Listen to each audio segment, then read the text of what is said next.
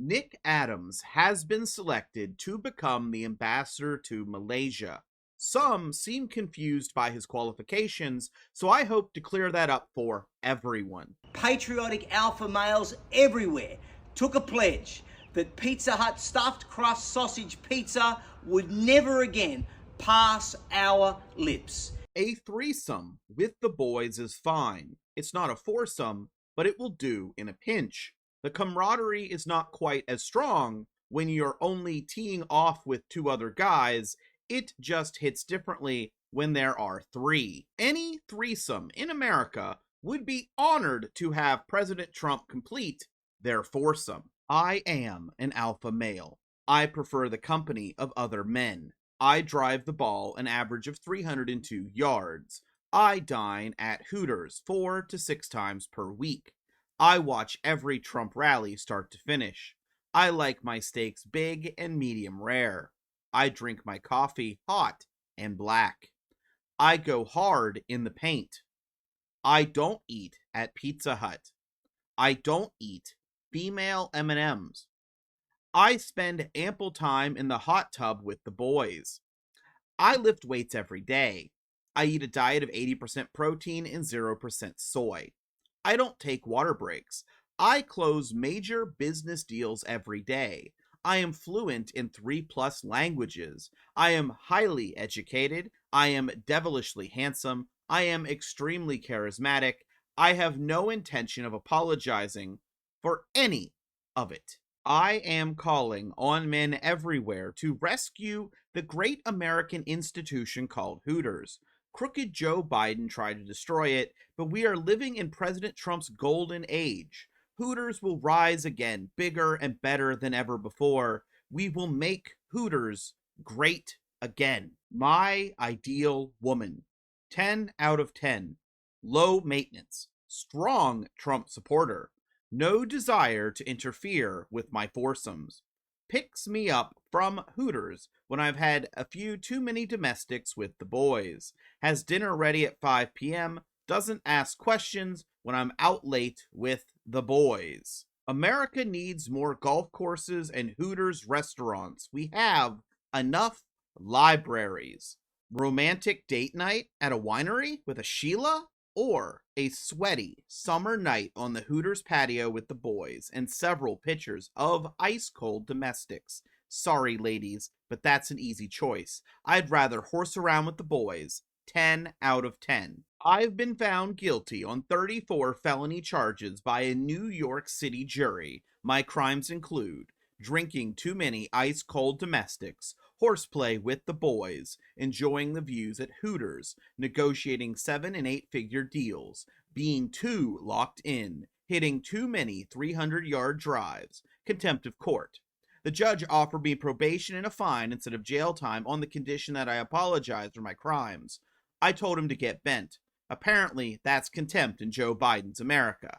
Kangaroo court. Got to Hooters just in time to catch President Trump's speech at the Libertarian Party convention. While 70% of screens were already broadcasting the event, I spoke to the manager and ensured that all televisions in the restaurant and patio would be tuned to the speech. Can't think of a better way to spend a Saturday night. This is what a real man looks like. I'm pro-God.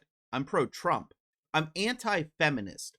I eat red meat. I go to Hooters. I have foursomes with the boys at the club.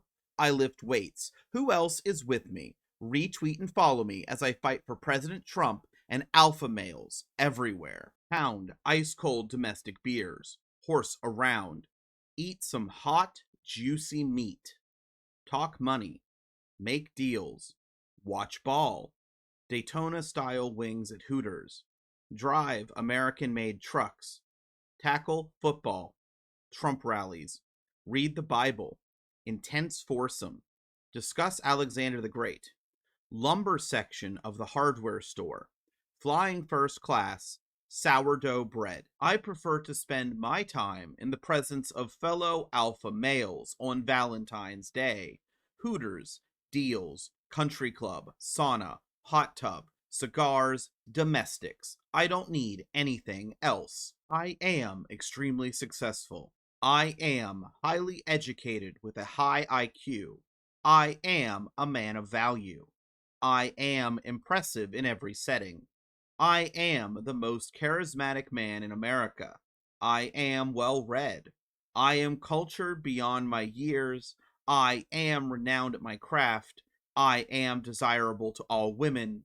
I am an alpha. On my morning flight, I was seated across from a couple wearing masks. After I had made myself comfortable, legs spread wide apart, the husband leaned over and sheepishly requested that I put on a mask to sit near him. He explained he was returning home to DC and was concerned about COVID exposure since he couldn't make an appointment for his latest booster shot before he departed for Florida. I was incensed. I told him to get bent, shamed him for even asking. His wife watched in awe as I tore her husband to shreds in the first class cabin. Once I had made it crystal clear that I would not be masking, he apologized and shrunk back in his seat, his eyes glued to the floor for the remainder of the flight. In the terminal, I came across the same couple again. The husband was, predictably, waiting in the Starbucks line while the wife was on the phone. I overheard the wife talking to a friend in hushed tones. She was recounting the situation and said she had forgotten what a real man looks like prior to today. She mentioned how impressed she was with my powerful and authoritative demeanor. She told her friend she was having second thoughts about her marriage and wrapped up the call.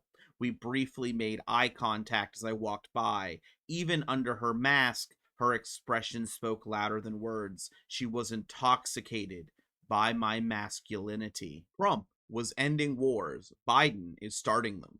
Trump was expanding oil and gas. Biden is suffocating them. Trump was shrinking government. Biden is expanding it. Trump was projecting strength. Biden is projecting weakness. Trump was unifying. Biden is dividing. Bring back Trump. Who is Kyle Rittenhouse? For the blind, he's vision. For the hungry, he's the chef. For the thirsty, he is water. If he speaks, I listen. If Kyle has one fan, it's me. If Kyle has no fans, I do not exist. If the world is against Kyle Rittenhouse, I am against the world. I sat down for lunch today with a broker on a deal. The waitress arrived wearing a Free Palestine pin. I demanded to speak with the owner. I had Leslie promptly fired and then closed my deal. I won't tolerate being served by those who support terror. I stand with Israel. I support President Trump no matter what, in everything he does, always. I think it's brilliant and 100% constitutional to use the Marines as backup for our National Guard. Bravo, President Trump. We finally have the stable genius back inside the White House. I've started the new year off strong. 4 a.m. wake up call. Hot black coffee. Thick, juicy meat. Vigorous pump with the boys. Bench PRs all around.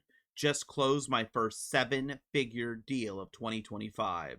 It's going to be a great year for hard, masculine men like me. The grind never stops. Put down the Fortnite and pick up a Bible. Throw away your Call of Duty controller and head to the gym to pump iron with the boys. Video games are destroying this country. How do we prevent a future situation where we have an incapacitated president in the White House? That's what Republicans need to be doing. We already know what happened. Now, what are we going to do about it? I'm a high value man and my time is money. The other night, I was set to meet a Sheila for a drink. To kill time, I decided to link with some masculine guys at a private club to pregame. One thing led to another, and before you knew it, I was running a bit behind.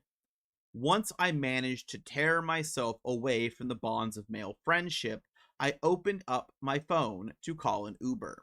Unfortunately, there weren't many Uber Blacks in the area. The estimated wait time was 20 minutes. I was tempted to call a standard Uber, which only had a wait time of 2 minutes, but decided to press on and wait it out. Thank goodness I did, too, sliding into the back seat of a Mercedes GLE 350 after a wild afternoon with the boys just hits different.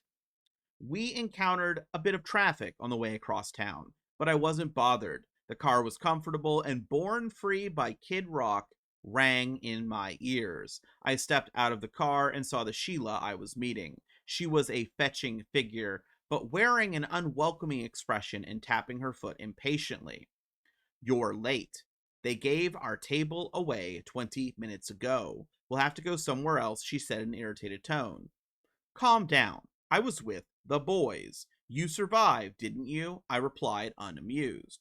"Oh," she said, standing up straight. "You'd rather spend time with your male friends than me, huh? Regardless, we have to go somewhere else, because you were late. Where would you like to go?" I stopped dead in my tracks and told her, "I'd like you to leave." She was shocked. An alpha male is never late. He arrives exactly when he wants to. "I'm going on without you tonight." She was speechless. This was the first time she was receiving correction from an alpha male, and it showed. Being the gentleman I am, I called her an Uber pool and watched her roll away before heading back to the hostess stand. When the girl locked eyes with me, she was awestruck. "Hello, miss. I've run into a bit of a problem. I had a reservation for two about half an hour ago that I missed," I said with a smile and a twinkle in my eye. "How about we turn that into a reservation for four right now?"